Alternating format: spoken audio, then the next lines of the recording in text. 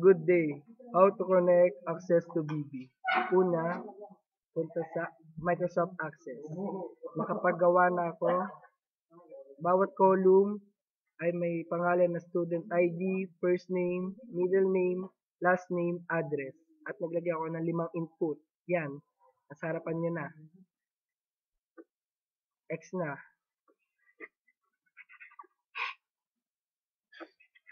X. Punta sa Visual Basic. Yan, dahil na-prepared ko na rin, naglagay ako ng isang group box, student, ang nilagay kong name.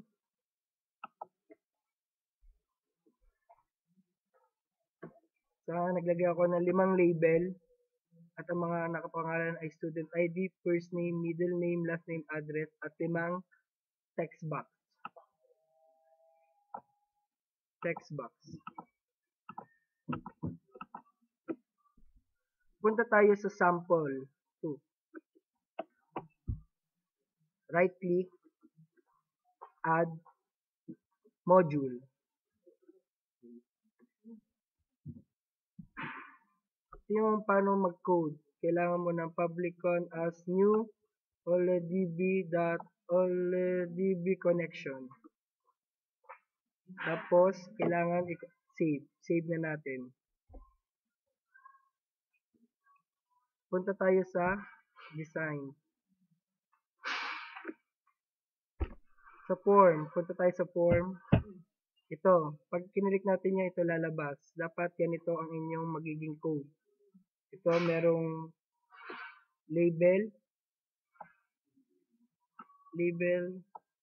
Tapos, ito yung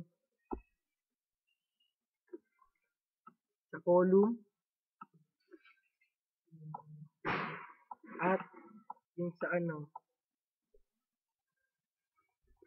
sa group natin, student. At pag nagawa na lahat,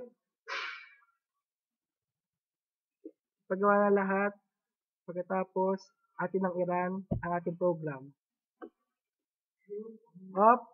Tapos na, at nag-run na. Yung student ID, first name, middle name, last name, address. Maraming salamat po sa inyong panonood. At goodbye.